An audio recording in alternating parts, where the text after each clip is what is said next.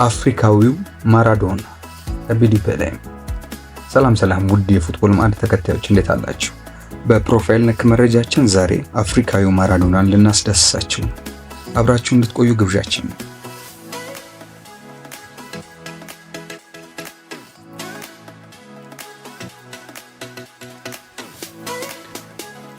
ስመ ገናና እግር ኳስ ተጫዋቾች ከእግር ኳስ ጀርባ ተሰራ በተባለ ሴራ ወይንም ከታክስ ማጭበርበር ጋር በተገናኘ ስማቸው ሊነሳ ይችላል።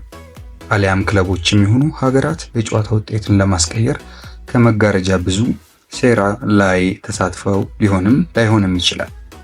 እነዚህ ሁሉ ጉዳዮች ግን አቢዲ ፔሌ ላይ ከሆነው አንፃር ከምንም የሚቆጠሩ አይደሉም። ይኸውም በ1980ዎቹ አጋማሽ አውሮፓ ላይ ያለ አንድ ተጽዕኖ ፈጣሪ ክለብ ከአፍሪካ የምንጊዜም ከዋክብት አንዱ የሆነውን ተጫዋች አቢዲ ፔሌ ላይ የሰራው ግፍ ነው። እርግጥ ነው ከጾታዊ ትንኮሳና ከሰነድ ማጭበርበር ጋር በተያያዘ ብዙ ተጫዋቾች ባልዋሉበት ብዙ ዋጋ ከፍለዋል። ነገሩ አፍሪካውያን ላይ ሲሆን ደግሞ ይበልጥ ሌላ መልክ ይይዛል። በተለይም የዝውውር ጉዳዮች ሲነሱ ክለቦች የሚፈልጓቸውን ተጫዋቾች ለማስፈረም የማይፈነቅሉት ድንጋይ፣ የማይጓዙት ርቀት የለም። ተጫዋቾችን በጥቅማ ጥቅም ከመደለል እስከ ዘለግ ያለ ደሞዝ ማቅረብና ሌሎችም ድረስ። በ1987 የፈረንሳዩ ክለብ ኦሎምፒክ ደ ማርሴይ ጋናዊውን አቢዲ ፔሌን ለማስፈረም የተጓዘበት መንገድ ግን ሊፈጸም ቀርቶ ሊታሰብ የማይችል ነው።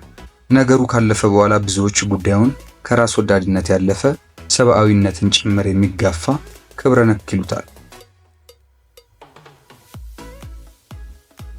ከፈረንሳይ ክለብ ኒውዮርክ ወደ ሌላኛው የፈረንሳይ ክለብ ሙልሆዝ ካመራ በኋላ ብቃቱን በሚገባ ማሳየት የቻለው አቢዲ ፔሌ በታላላቅ የአውሮፓ ክለቦች አይን ውስጥ ለመግባት ጊዜ አልወሰደበትም። ሞናኮና ማርሴይ ደግሞ የወቅቱን የአፍሪካ ፈርጥ ለማስፈረም ፍላጎት ያሳዩ ብቻ ሳይሆን ይፋዊ ጥያቄ ማቅረበው ነበር። ነገር ግን በወቅቱ ከማርሴይ ይልቅ ሞናኮ የተሻለ ዝውውር ገንዘብ በማቅረቡ ሙልሆዝ አማካዩን ለሞናኮ ለመሸጥ ውሳኔ ያሳልፍ። አቢዲ ፔሌም ወደ ሞናኮ የሚያደርገውን ዝውውር ለማጠናቀቅ ስምምነት ላይ ይደርሳል። ነገር ግን በይፋ የሞናኮን መለያ ለመልበስ አንድ ነገር ይቀረዋል። የሕክምና ምርመራውን ማጠናቀቅ። የጉዳዩ ሴራ የሚጀምረው እዚህ ጋር ነው። ጋናዊውን ኮከብ ከሞናኮ ጋር ተፎካክሮ ማስፈረም እንደማይችል የገባው ኦሎምፒክ ደ ማርሴይ በፕሬዝዳንቱ በርናርድ ታፒ በኩል ሌላ መንገድ ይፈልጋል። ከምርመራው በፊት ተጫዋቹ HIV እንዳለበት በማስመሰል በሞናኮ አካባቢ እንዲወራ ያደረጉት አወዛጋቢው ፖለቲከኛውና ባለሀብቱ ሰው በርናርድ ታፒ የመሃል ሜዳ ሞተሩን የግላቸው ለማድረግ በተጨማሪም የሞናኮ የሕክምና ዶክተሮችንና የክለቡ ኃላፊዎችን በገንዘብ በመደለል የሕክምና ውጤቱ እንዲቀየር አደረጉ። የጨዋታ ውጤትን በገንዘባቸው ከማስቀየር ጀምሮ ግብር በመሰወር በተደጋጋሚ ስማቸው ይነሳ የነበረው የማርሴይ ፕሬዝዳንት ከፈሉት በተባለው ገንዘብ የአቢዲ ፔሌን የሕክምና ውጤት አስቀየሩት። በደም ውስጥ HIV እንዳለበት የሚያረጋግጡ የሐሰት ማስረጃ ሰርተው አጠናቀቁ። የሞናኮ ሰዎችን በሕክምና ውጤቱ ምክንያት ሙሉ ለሙሉ ራሳቸውን ከዝውውሩ አገለሉ። ዝውውሩም ተቋረጠ።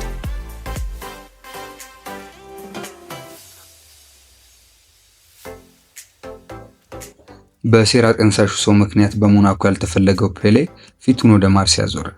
የቴፒ እቅዳቸው ሰመረላቸው። ተጫዋቹ የግላቸው አደረጉት። ምንም እንኳን አቢዲ ፔሌ በእንዲህ አይነት ውስብስብ ሂደት የማርሴይ ንብረት መሆኑ ከህግም ከሰብአዊነትም ውጪ ቢሆንም በ6 ዓመት ቆይታው 2 የሊግና 1 የአውሮፓ ቻምፒየንስ ሊግ ክብሮችን አሳክቷል።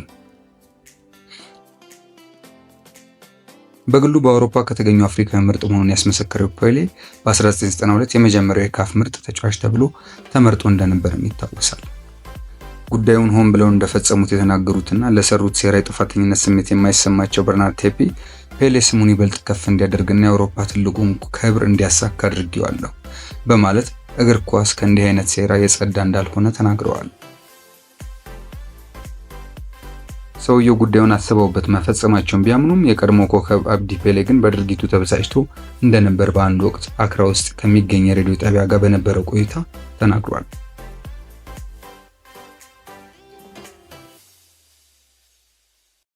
የአንድሬና ጆርዳናዊው አባት አቢዲ ፔሌ ጉዳዩን ጨምሮ በእግር ኳስ ዙሪያ ለፈጸሟቸው ደባዎች የ2 ዓመት እስር ተፈርዶባቸው የነበሩት አዛውንቱ ከ4 ዓመት በፊት ሕይወታቸው አልፈዋል።